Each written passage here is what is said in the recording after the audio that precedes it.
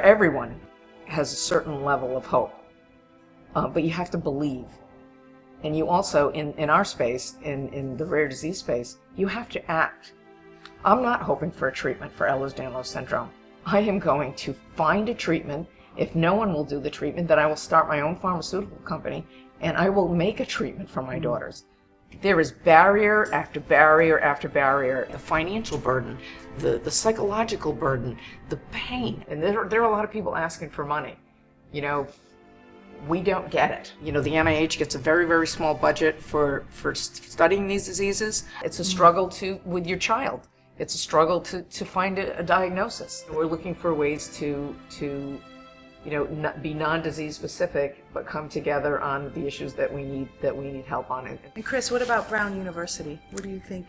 We are doing more and more reaching out into the community. It's wonderful to be working with the Wickford Art Association because we're trying to expand outside of Providence, so it's wonderful to be reaching into other parts of Rhode Island. We've for years done programs with RISD, having students, both undergraduate and medical students, going over to the RISD Museum and learning how to look at paintings and really how to study and take notice of paintings, and all coming back to the patient, that this is going to help them relate to patients, to understand people who may be very different from them. Creative thinking will cross into the medical field or cross into the engineering field.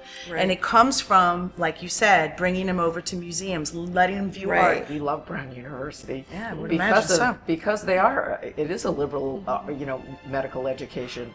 They're progressive. I mean, they're ahead of the game. The future of medicine is the patient.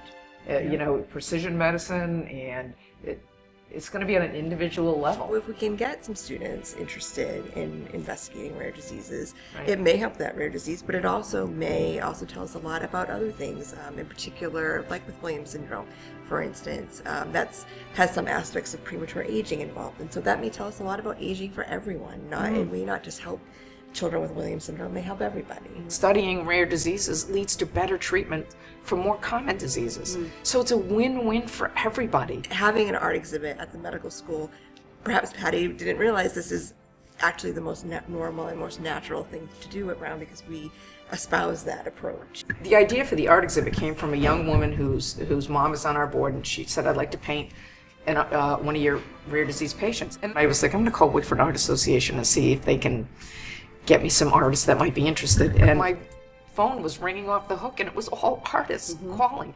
Amazing artists, that really wanted to give everything to it. Over the course of the month that the paintings stayed up, I was constantly hearing those paintings are so amazing. And then they would say, and then when I read about the person, about the kids, the families, it was so nice to get to know them as more of a person than just hearing about their disease. These kids were coming by, the students, and they were just amazed. And they were saying, I said, what do you see? And they said, I see a beautiful little boy. Because this was so wonderful and so successful in every way. By my measure of what success is for the foundation, this was, we reached over 100,000 people. It couldn't have been more of a success, but for me, the success came in the bringing together of the artists and the patients, because you just can't buy that. This art exhibit was gifted. This was a gift. No one's given us a gift. This was, and they continue to give.